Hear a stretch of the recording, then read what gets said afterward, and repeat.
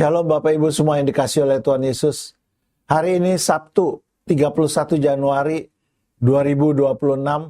Renungan kita berjudul Meninggal dalam Kesunyian.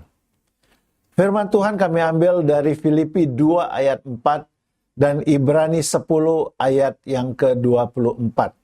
Demikian bunyi firman Tuhan. Dan janganlah tiap-tiap orang hanya memperhatikan kepentingannya sendiri, tetapi kepentingan orang lain juga.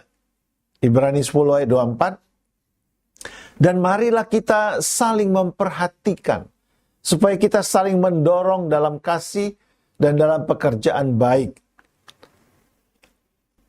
Di jantung kota Zagreb, Kroasia, seorang wanita menghilang tanpa jejak. Namanya Hedviga Golik. Terakhir kali ada yang melihatnya masih dalam keadaan hidup adalah pada tahun 1966. Tetapi tidak seorang pun bertanya tentangnya. Dia tidak memiliki keluarga dekat yang melaporkan kehilangannya. Tidak ada teman yang bertanya-tanya mengapa dia tidak pernah muncul. Tidak seorang pun menyadari ketidakhadirannya atau mencari keberadaannya. Hingga pada tahun 2008, otoritas Zagreb mencoba untuk memindahkan sebuah apartemen tua yang tampaknya telah ditinggalkan. Waktu telah lama berlalu, sehingga hanya sedikit yang ingat siapa pemiliknya. Ketika mereka memaksa masuk, mereka disambut dengan pemandangan yang mengerikan sekaligus memilukan. Hedviga Golik duduk di kursi berlengannya di depan televisi kuno tahun 1960-an dengan cangkir teh di sampingnya dan telah menjadi mumi oleh waktu. Tubuh Hedviga Golik telah berada di apartemennya selama setidaknya 42 tahun. Dari tahun 1966 hingga 2008. Ia benar-benar sendirian, dilupakan oleh dunia.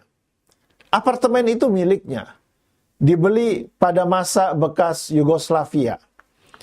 Tidak ada seorang pun yang masuk ke apartemen itu sejak hari itu di tahun 1966. Para tetangga mengira dia baru saja pindah ke luar negeri, karena ia pernah menyatakan mau pindah ke luar negeri, tetapi tidak ada yang pernah memeriksanya. Tidak ada yang mencarinya, tidak ada keluarga, tidak ada teman, tidak ada laporan orang hilang. Bagian dalam apartemen tampak seperti kapsul waktu. Piring-piring kotor masih ada di wastafel. Perabotan penuh debu. Posisi TV masih di dekat kursi, seolah menunggu untuk menyampaikan berita malam kepada seorang wanita yang telah dilupakan dunia. Ruang apartemen Hedviga Golik tertutup rapat sehingga terjadi mumifikasi alami, mengawetkan tubuhnya sendiri. Diperkirakan bahwa Hedviga Golik meninggal di musim dingin, sehingga cuaca membuat proses pembusukan mayatnya lambat dan tidak menyebarkan bau. Sungguh menyedihkan bahwa Hedviga Golik meninggal dalam kesunyian total. Dan bagian yang paling menyedihkan lagi adalah karena tidak ada yang menyadari bahwa dia telah tiada selama lebih dari 4 dekade. Tentu ada banyak lagi Hedviga Golik di sekitar kita.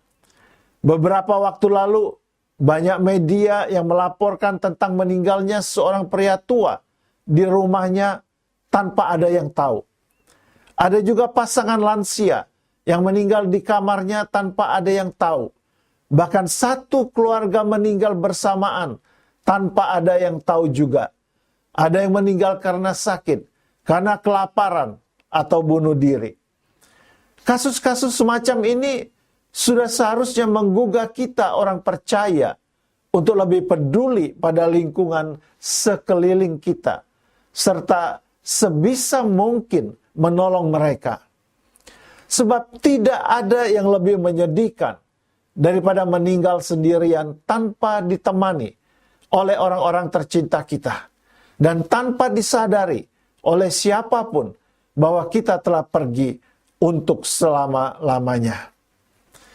Kata-kata bijak hari ini, kepedulian kita pada orang lain bisa mencegah mereka mengalami hal-hal buruk atau mengambil tindakan yang negatif. Mari Bapak Ibu sekalian, kita akhiri renungan ini dengan bersama-sama berdoa. Bapa, ajar aku untuk lebih peduli pada orang-orang di sekitarku, keluargaku, dan teman-temanku. Dalam nama Yesus aku berdoa. Amin. Kami akan sangat berterima kasih jika Bapak, Ibu, Saudara-saudari mau mengirimkan renungan ini kepada keluarga dan teman-teman yang lain, agar mereka semua bisa diberkati.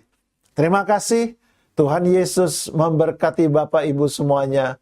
Haleluya.